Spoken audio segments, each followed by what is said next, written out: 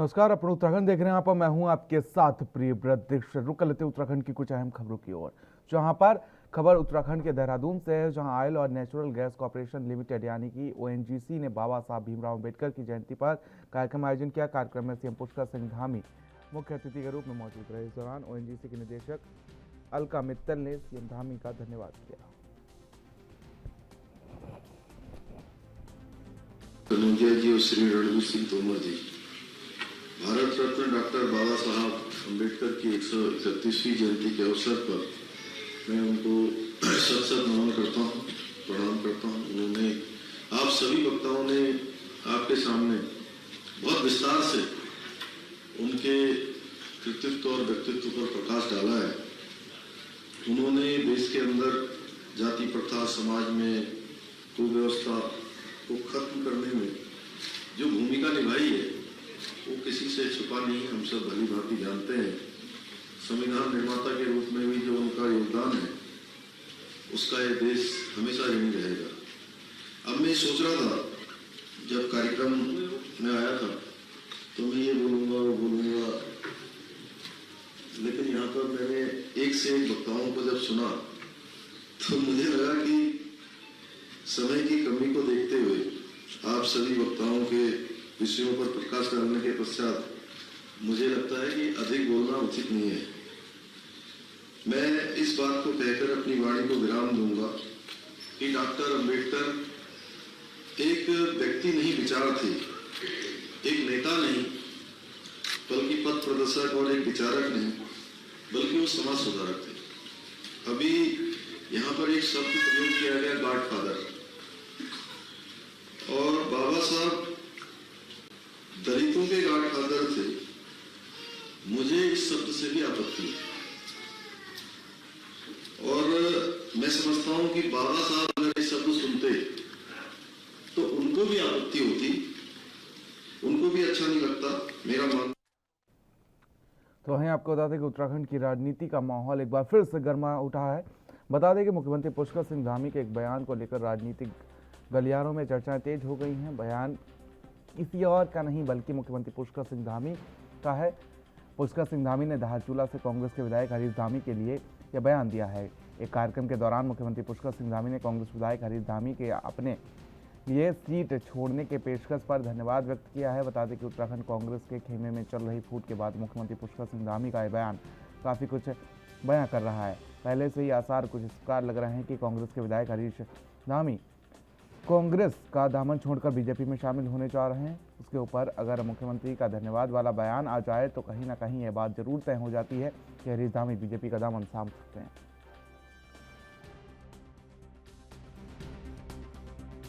देखिए, चूँकि मैं उनकी सद्भावना के लिए उनका धन्यवाद करता हूं। बहुत सारे विधायक साथियों ने समय समय पर। तो वहीं उत्तराखंड के मुख्यमंत्री पुष्कर सिंह धामी ने रुद्रप्रयाग के बधाड़ी ताल पहुंचकर आयोजित वैसाखी के पर्यटन मेले का शुभारंभ किया और इस अवसर पर मुख्यमंत्री ने कई घोषणाएं की, जिनसे विकास खंड जोखली के अंतर्गत बरसिर बधाड़ी मोटर मार्ग के किलोमीटर 32 तक हॉटमिक्स के डामरीकरण का कार्य किया जाएगा। बधाड़ी ताल पर्यटक आवास बनाने के साथ ही बधाड़ी ताल सौंदर्यीकरण राजकीय इंटरमीडिएट कॉलेज बेरी का नाम शहीद मुरलीधर सेमवाल के नाम पर रखा करने के साथ ही जुरानी ब्योंग मैखंडा मोटर मार्ग की स्वीकृति देने के साथ ही जवारी मोहन खाल मोटर मार्ग के शहीद फतेह सिंह के नाम पर रखने की घोषणा की। हमारे सभी पहाड़ के क्षेत्रों में सब जगह मेले होते थे और पहले से हम लोग तैयारी करते थे कि अब मेला आने वाला है, मेले में जाएंगे, नए कपड़े पहनेंगे, कुछ बाजार में कुछ खरीदेंगे, कहीं कहीं जलेबी का जो स्टॉल लगता था कि जलेबी खाएंगे, और एक जगह पर तो सिंगाड़े का मेला लगता था हमारे यहाँ, तो सिंगाड़े के मेले में जाएंगे। तो ऐसे मन में एक अलग प्रकार की उत्सुकता रहती थी। और ये मेले पहले के समय में मैं देखता हूँ, अब तो इतने सारे हमारे पास साधन हो गए हैं, इतने संसाधन हो गए हैं कि टेलीविजन भी हो गया है, टेलीविजन से ज्यादा हमारे पास मोबाइल हो गया है, जिसमें सारी दुनिया हमारे मोबाइल में ही है। सब मेला हो या कोई देश विदेश का दृश्य हो, कहीं का भी कुछ देखना हो तो इंटरनेट के माध्यम से अब देखना बड़ा आसान हो गया है। लेकिन पुराने समय में बहुत कठिन समय था, न तो मोबाइल होते थे, न टेलीफोन की सुविधा होती थी, न टेलीविजन होते थे, न संचार की कोई व्यवस्था होती थी, इंटरनेट की व्यवस्था तो बहुत दूर की बात है। तो एकमात्र माध्यम मेले ही हुआ करते थे, क्योंकि दूर दूर हमारे भौगोलिक स्थानों में रहने वाले दोस्तों के साथ मुलाकात करनी हो तो इसमें मेले और जो हमारे इस प्रकार के सामाजिक सम्मेलन होते थे वो एकमात्र माध्यम होते थे, सबको मिलाने का काम करते थे। इनके पीछे हमारा धार्मिक महत्व, सामाजिक महत्व सब कुछ छिपा होता है।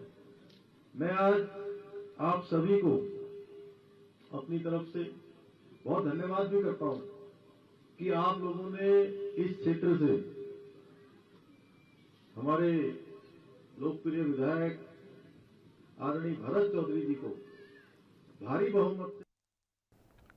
तो वहीं आपको बता दें कि इन दिनों उत्तराखंड में भ्रष्टाचार के मामले पर राजनीति गर्मा रही है, जहां एक और प्रदेश कांग्रेस सहकारिता विभाग में हुए भर्ती घोटाले को लेकर सरकार पर हमलावर है, तो वहीं राज्य सरकार भ्रष्टाचारियों पर लगाम लगाने का दावा कर रही है। राजधानी देहरादून में आज कार्यक्रम के दौरान मुख्यमंत्री पुष्कर सिंह धामी ने कहा कि सरकार की ओर से भ्रष्टाचार के तमाम मामलों पर जांच कमेटी गठित कर दी गई है और जल्द ही जल्द इन सभी मामलों का निस्तारण किया जाएगा और दोषियों को सजा दी जाएगी।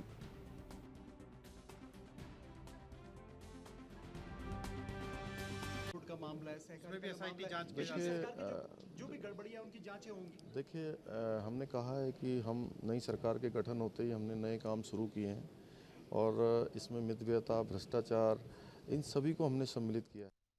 तो वहीं आपको बता दें, देहरादून के मुख्यमंत्री पुष्कर सिंह धामी ने वैसाखी पर्व पर राज्यपाल लेफ्टिनेंट गुरमीत सिंह के द्वारा आयोजित अखंड पाठ में भाग लिया और इस दौरान आपको बता दें कि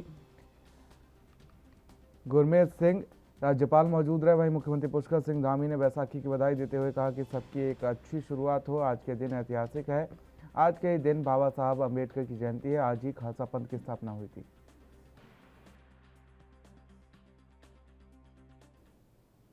तो वहीं करौली हिंसा मामले पर उत्तराखंड के पूर्व सीएम हरीश रावत ने दक्ष मंदिर में हनुमान चालीसा का पाठ किया है और इस दौरान हरीश रावत ने कहा कि रामनवमी एक महान दिन है।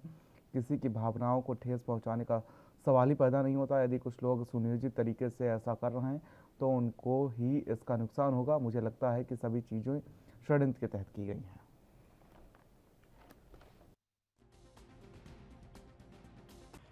हनुमान चालीसा तो हनुमान का तो मैं रोज ही पाठ करता हूँ, लेकिन एक मैंने बहुत दिनों से सोचा था दक्ष मंदिर में जाके हनुमान जी के सामने जो है उनके हनुमान चालीसा का पाठ करूँगा, इसलिए आया मैं। इसका कुछ नहीं है।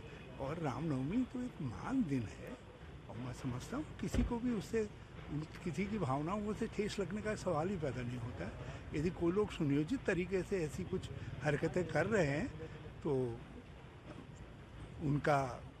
उनको ही इसका नुकसान। मुझे सारी चीज़ें एक षड्यंत्र पूर्वक की गई चीज़ें लगती हैं, क्योंकि रामनवमी एक महान दिन है और इस त्यौहार को सभी लोग मनाते हैं, बहुत सभी लोग मनाते हैं और राम के प्रति सभी के मन में श्रद्धा है। मर्यादा पुरुषोत्तम राम कहते हैं, हमारा संविधान ही अपने में मर्यादा का प्रतीक है। आज अम्बेडकर जी का जन्मदिन है, ये मर्यादाओं का संकल्प लेने का दिवस है। तो ये सब चीज़ें यदि मर्यादाएं नहीं है तो सब चीज़ें विखंडित हो जाएंगी।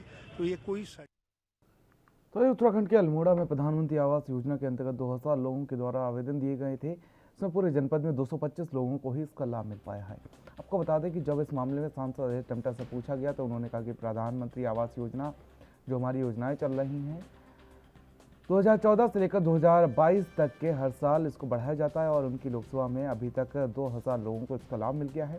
साथ ही कहा कि आगे भी आवेदन स्वीकार किए जाएंगे, उसके लिए धन आवंटित किया गया है, जल्द ही लोगों को लाभ दिया जाएगा। सांसद अजय टमटा ने कहा कि महत्वपूर्ण योजना है। इस महत्वपूर्ण योजना के माध्यम से 2022 तक के लिए हमने टारगेट रखा था और जिसको पूरा किया गया। जैसा कहा, प्रधानमंत्री आवास योजना के अंदर जो हमारी योजनाएं चल रही हैं 2014 से लेकर के अब हमारा 2022 आया है। हम हर वर्ष जो हमारी डिमांड चल रही है वो लगातार हर वर्ष मिलती है। और इस कारण से मैं आपको अभी सीधे आकलन तो नहीं बता पाऊंगा, मगर मेरी लोकसभा के अंदर 2000 से ज़्यादा मकानों को, घरों को हम बना चुके हैं। और अधिकतम मकानों की डिमांड हमारी जो थी वो भी हमारी वित्तीय वर्ष में सैंक्शन हुई है। और चूँकि ये डिपार्टमेंट ऐसा डिपार्टमेंट है कि जब हमारा जो काम स्टेप बाय स्टेप होता है, जब काम जियो टैग होता है, अगर उसमें बुनियाद खुदती है, जब लेंटर पड़ने की स्थिति है और लेंटर तक उसकी किस्तें उसी को सीधे उसके फंड में जाती है जो आवास योजना का लाभ लेता है। और इसलिए ये महत्वपूर्ण योजना है। इस महत्वपूर्ण योजना के माध्यम से 2022 तक के लिए हमने टारगेट रखा था, उसको बढ़ा करके हमने की भाई, और हमारे पास घरों की डिमांड आई। ये घरों की डिमांड हमारे पास हर वर्ष बढ़ती है, ऐसा नहीं कि ये ख़त्म हो जाती है, ख़त्म नहीं होती है, ये बढ़ती रहती है। उस डिमांड को हम ऑनलाइन उसको स्टेप जो पहला आता है, जो पहले रिक्वेस्ट करते हैं। तो वहीं हाल ही में उत्तराखंड कांग्रेस अध्यक्ष सहित कई पार्टी पदों पर नियुक्ति से पार्टी के कई नेताओं की नाराजगी की खबरों के बीच धारचूला से लगातार तीसरी बार विधायक बने हरीश धामी ने कहा कि पार्टी ने उनकी हमेशा अनदेखा की है। कांग्रेस हाईकमान ने पूर्व विधायक करण मेहरा को प्रदेश इकाई का नया अध्यक्ष नियुक्त किया, जबकि विधानसभा चुनाव से पहले बीजेपी छोड़कर पार्टी में शामिल हुए यशपाल आर्य की विधानसभा में नेता प्रतिपक्ष और खटीमा में मुख्यमंत्री पुष्कर सिंह धामी को पटखनी देकर पहली बार विधायक बने भुवन चंद्र कापड़ी को राज्य विधानसभा में उपनेता प्रतिपक्ष बनाया गया है। इस पर टिप्पणी करते हुए हरीश धामी ने आरोप लगाया कि इन नियुक्तियों में मेधा का कोई ध्यान नहीं रखा गया है।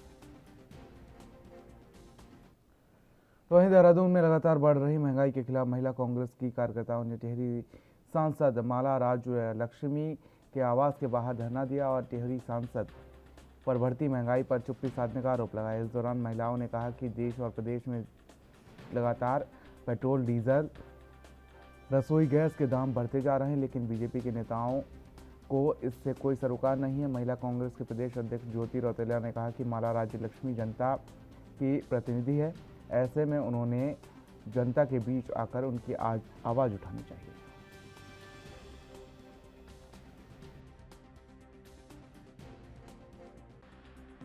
चुन के भेजा है, कम से कम आप जनता के मुद्दों पे बात करना शुरू करिए। महंगाई इतनी बढ़ गई है, अब तो सरकारों में भ्रष्टाचार हो रहा है, दवाइयाँ के रेट बढ़ गए, पेट्रोल डीजल का दाम बढ़ गया, राशन महंगी हो गई है, और हमारे जो सांसद जी सोए हैं वो गायब है, उनको पता ही नहीं कि वो सांसद हैं।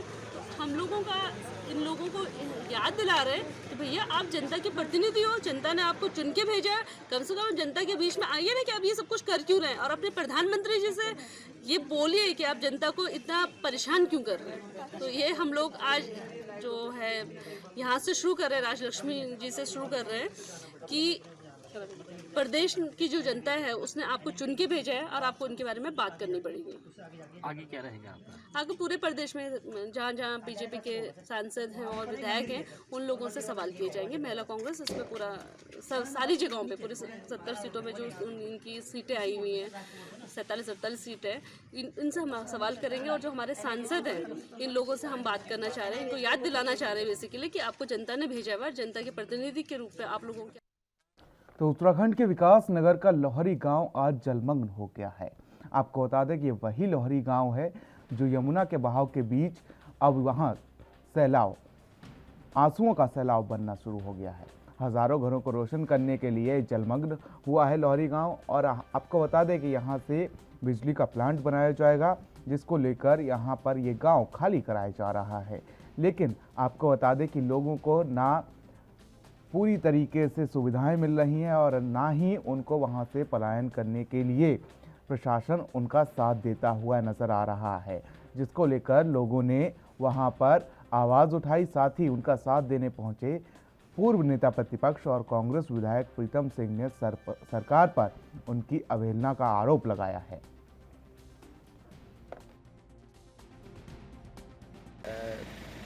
जब विस्थापन की कार्रवाई होती है तो उस कार्रवाई को अमली जामा पहनाने के लिए सारी व्यवस्थाओं को देखा जाता है। और मैं कह सकता हूं कि जिस तरीके से यहाँ पर लोगों के घरों पर नोटिस चस्पा किए गए तो कदापि उचित नहीं था, क्योंकि पूरी तरीके से इनके घरों की नाप नहीं ली गई थी, इनके आंगन को नहीं नापा गया था।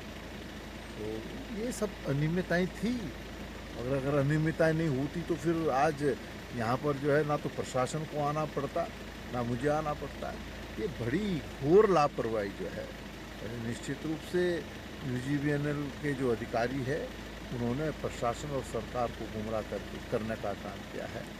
मैं समझता हूँ ये उचित नहीं है और हम बुहारी गांव के लोगों के साथ हैं और जब तक इनका रिहेबिलिटेशन नहीं होता है हम लड़ाई लड़ने का से जल्दी यहाँ से जो है हमारे उचित व्यवस्था की जाए और हमारा गांव बसाया जाए, नहीं तो सब लोग बीमारी की चपेट में आ जाएंगे। मैं स्वास्थ्य कार्यकर्ता भी हूँ और यहाँ पे खुले में जो हम लोग खाना बना रहे हैं तो इसमें बहुत सारी धूल मिट्टी के कण मिल रहे हैं। हाथ धोने के लिए हमारे कोई पानी की व्यवस्था नहीं है अच्छी तरह से, शौचालय की व्यवस्था नहीं है, बाथरूम की व्यवस्था नहीं है। तो कल भी 4-5 लोगों को उल्टी दस्त हो गए, तो हम बीमारी की चपेट में आ सकते हैं और हमें बहुत समस्या है, यहाँ पे रहने के लिए बहुत समस्या हो रही है। और मेरा नाम सुचिता तोमर है और मैं एक ज़रूरी बात ये कहना चाहूँगी कि जो आप बार बार कह रहे कि मुआवजा मिल गया है, तो मुआवजा जिसका मिल गया है हम उसका नहीं ले रहे, जो नहीं जिसका नहीं मिला है हम उसका कह रहे हैं कि हमें एक जगह विस्थापित कर दो, हमारा गांव बसाया जाए। जो ज़मीन हमारी जिसका मुआवजा मिला तो सन 72 में कभी 1 खेत लिया, कभी 2 खेत लिया, कभी 3 खेत लिया। माना कि मेरे पास 20 बीघे ज़मीन है तो मेरी 10 बीघे उन्होंने बार 8-9 बार एक्वायर करी है ज़मीन, तो वो इसलिए वो जो 10 बीघे की हमें मिल रखी है हम उसका नहीं मांग रहे, जो शेष बची हुई है हमारी, तो हम उनका चौहान है। हम सरकार से यही मांगते हैं कि हमारे लिए गाँव की व्यवस्था कर दी जाए।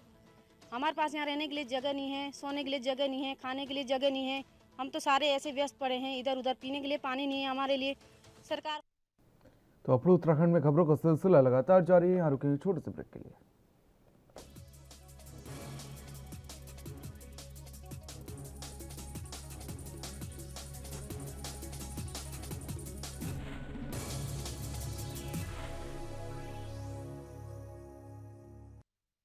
तो ब्रेक के बाद अपने उत्तराखंड में आप सभी का स्वागत है। रुक कर लेते खबरों की ओर, जहां पर आपको बता दें कि उत्तराखंड के पौड़ी में विकास खंड पाबोक से बहने वाली पश्चिमी नया नदी में एक शव मिलने से हड़कंप मच गया। पुलिस ने बताया कि मृतक विशुराज पंडित नेपाल का मूल निवासी है, जो पावी का एक सब्जी की दुकान में काम किया करता था। चौकी प्रभारी पावो सूरज शर्मा ने बताया कि 112 हेल्पलाइन नंबर से मिली सूचना के आधार पर पुलिस ने मौके पर पहुंचकर शव की शिनाख्त की। उन्होंने कहा कि शव का पंचनामा किया जा रहा है, जिसके बाद अग्रिम कार्रवाई की जाएगी। ये हमें 112 पे सूचना मिली थी कि किसी व्यक्ति की नदी में डूब के डेथ हुई है। तो यहाँ पे आके देखो तो ये जो नेपाली के इसके और लोग थे उनके द्वारा इसको तब तक निकाल लिया गया था और ये लड़का है नेपाल का रहने वाला है, जिला बाजूरा का। अब इसका जो पंचायतनामा की कार्रवाई है वो की जा रही है और बॉडी को पोस्टमार्टम के लिए भेजा जा रहा है। सर देखो जो बॉडी है आपने भी देखा होगा, इसमें कोई चोट तो है नहीं और प्रथम दृष्टया तो यही लग रहा है कि इसको ये पानी में डूब गया होगा। तो उत्तराखंड के द्वाराहाट में बिन्हाडेश्वर धाम में 5 दिवसीय विखौती मेले का आयोजन किया गया। बता दें कि इस मेले में दिन में सांस्कृतिक और रंगारंग कार्यक्रम का शुभारंभ होने के बाद रात को यह मेला आयोजित किया गया, जिसमें निकटवर्ती गांवों के थोकदारों के नेतृत्व में अलग अलग लोक गीतों का मंचन किया गया। जिसके बाद सुबह नंदिनी और सुरभि नदी के संगम पर स्नान कर पूजा अर्चना की गई। तो वहीं आपको बता दें कि दिन में बट पूजे छोटी स्यालदे में शामिल होते हैं और इस तरह से इस आयोजन को 5 तक खींचा जाता है।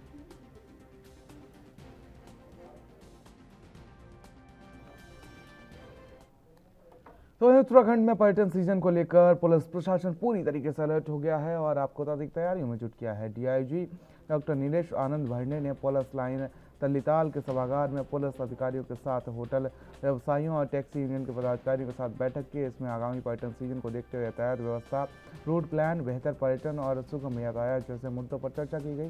डीआईजी ने बताया कि नगर के सभी 6 पार्किंग स्थलों को भरने पर पर्यटकों को शटल सेवा से नैनीताल लाया जाएगा। डीआईजी ने कहा कि नैनीताल में 5000 वाहनों की क्षमता वाले 6 पार्किंग स्थलों के 80% भरने के बाद नैनीताल के प्रवेश द्वार रूसी बाईपास, पाइंस और नारायण नगर से पर्यटकों को शटल सेवा के माध्यम से नगर में लाया जाएगा।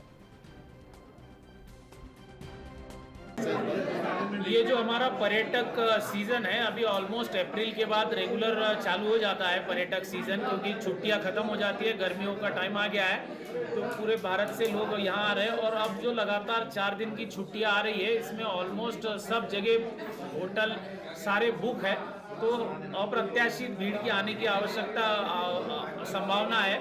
और जो कोरोना के बाद से एकदम पर्यटकों का जो नैनीताल की तरफ आवागमन बढ़ा है, तो तो इसको देखते हुए आज जो है वो पूर्व तैयारी इसमें की गई, जिसमें सभी होटल, टैक्सी और जो पुलिस के जो अधिकारी, थाना इंचार्ज, चौकी इंचार्ज और तमाम जितने भी इस क्षेत्र से जुड़े जो लोग हैं, इन सबको एक प्लेटफॉर्म पे लाके एक रणनीति बनाई गई कि जो कल से जो बहुत ज़्यादा भीड़ अगर रहेगी तो किस तरीके से हमको यहाँ यातायात व्यवस्था चलानी है। और इसके साथ ही जो है यहाँ मॉल रोड पे, टैक्सी पे, होटलों पे और बाकी क्या क्या व्यवस्थाएं रहेगी, एक प्लान यहाँ पर दिया गया जिसमें जो अन्य टाइम पे तो सामान्य ट्रैफिक रहेगा, लेकिन अगर 70-80% जो पार्किंग स्थल, यहाँ मुख्यतः 7 पार्किंग स्थल है, अगर ये 7 पार्किंग स्थल अगर यदि फुल हो जाते हैं, 5000 कैपेसिटी है इनकी गाड़ियों की, अगर ये फुल हो जाते हैं और इससे ज़्यादा ट्रैफिक आता है तो हम शटल सर्विस चलाएंगे जो रूसी बाईपास से भी चलेगा और इस बार नारायण नगर और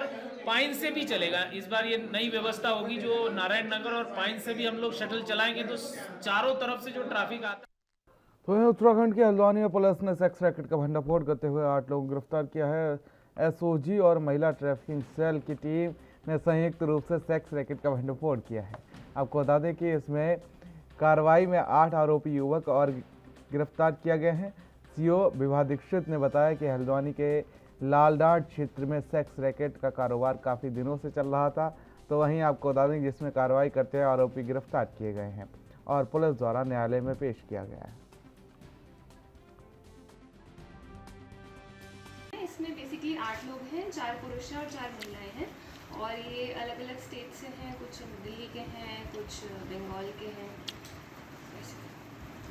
कब से ये इन्फॉर्मेशन थी, कैसे एक्शन जैसे पुलिस आगे इस पे हमारी जो पूरी टीम है एंटी ह्यूमन की, एसओजी है, वो काफ़ी टाइम से वर्क कर रही थी कि कुछ हमें मिल जाए, क्लू मिल जाए। आज हमें कहीं से इन्फॉर्मेशन मिली तो उसके बेसिस पे टीम ने एक्ट करा और इसको पकड़ा। ये किसी घर से पकड़ा है या प्रोफेशनली, क्या किस तरीके घर से पकड़ा गया है। ये कितने लंबे समय से यहाँ हल्द्वानी में रह रहे थे, कहाँ के लोग हैं? ये तो मैंने आपको बता दिया कि अलग अलग जगह।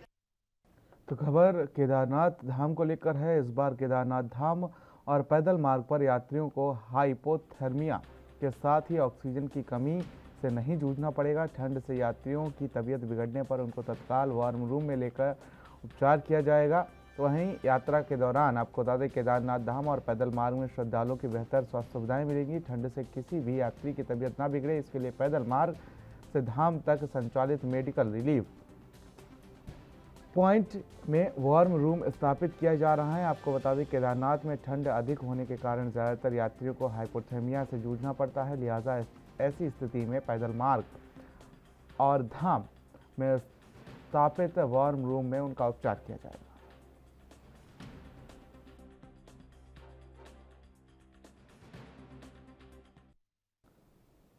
खबर उत्तराखंड के दिनेशपुर से है, जहां पर आपको बता दें कि अधिशासी अधिकारी सरोज गौतम के नेतृत्व में नगर पंचायत प्रशासन की टीम ने पुलिस कर्मियों के साथ मिलकर नगर में अभियान चलाया। टीम ने दुकानदारों के नाली से बाहर फुटपाथ पर अतिक्रमण करके रखे गए सामान को हटा दिया। इस दौरान टीम और दुकानदारों के बीच कई जगह पर नोकझोंक भी हुई।